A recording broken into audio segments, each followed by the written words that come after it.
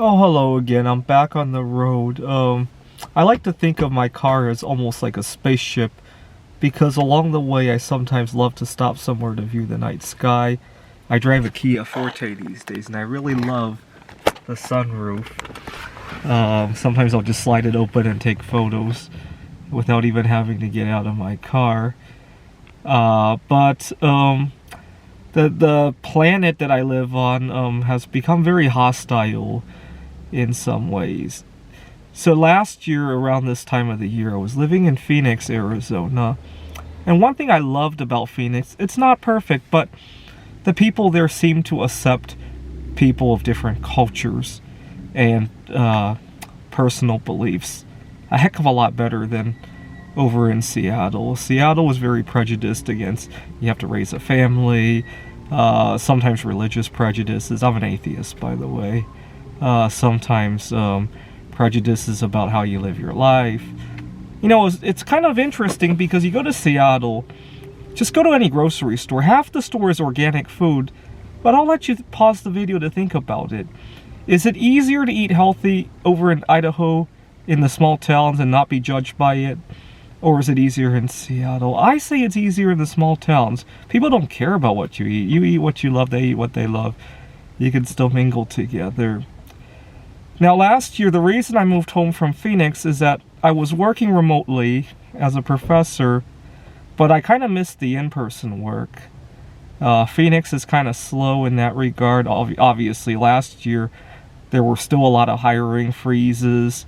Not to mention, last year, getting a new job was kind of tricky because of that mandate, right? Fortunately, that has eased up a little bit. Idaho actually, I think, bans employers from mandating anything like that. I think Arizona does now, but we're talking a year ago now. And so I found a job back home in Seattle, and I very hastily moved back because I was kind of dying for that in-person interaction. And in the haste, I missed some red flags. See, my boss, or at the time, my future boss and I were talking. He says, I'll let you know. I called him on June, like, do you have any openings? I'll let you know. July, we'll let you know. September 15th. Oh, we start next Tuesday. Why don't you come back? I'm like, gee, he emailed me on a Friday. Gee, I'm in Phoenix, so we can start 2 Tuesdays from now. I'd be happy to do that. I got loose ends to tie up over here. He said, well, if I start somebody else on this Tuesday, it'll be hard to give you back those shifts. And I made the mistake of rushing back home. You guys remember my trip, probably. I went to Utah, and I very hastily recorded a couple videos there, and then I was back on the road. I hardly even got to enjoy the trip. If I remember correctly, I collected a rock sample. Actually, I have it right here. Where's the Utah rock?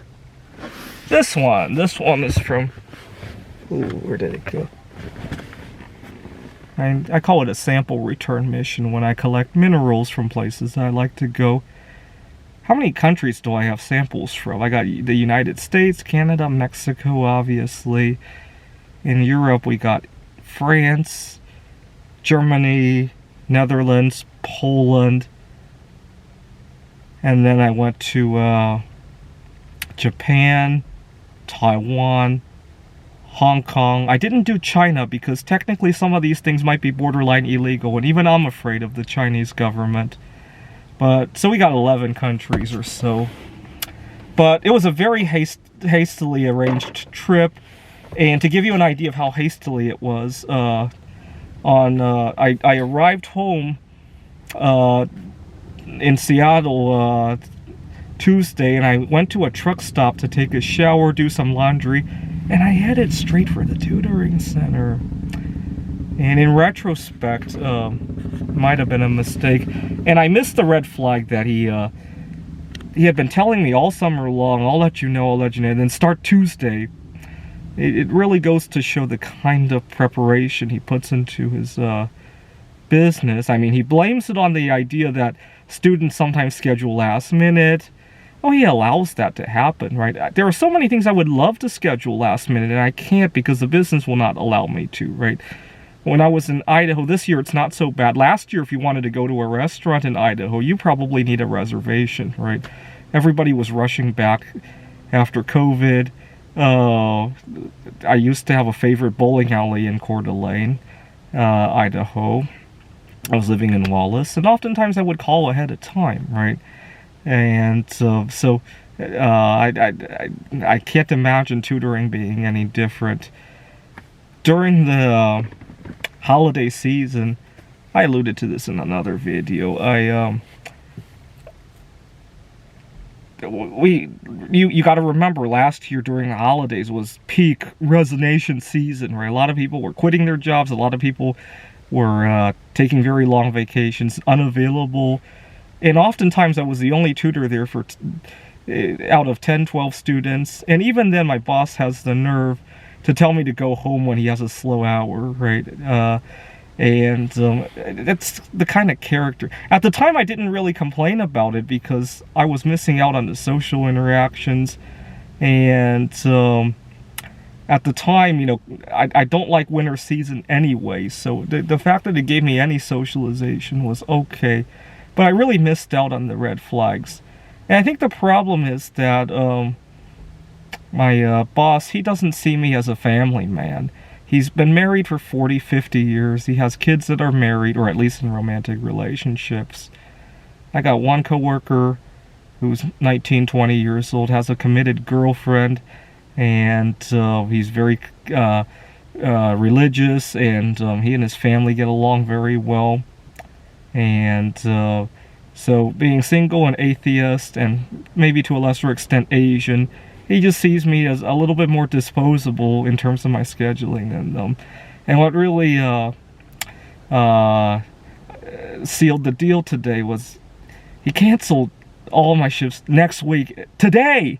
Like, he could have let me know last week, or at least kind of projected out last week, and I probably could have arranged other things. But now I have to go home because I thought I had work next week, and I scheduled other things back home because I'm not as low as he is, right? I'm not going to pass the buck to other people that I schedule stuff with.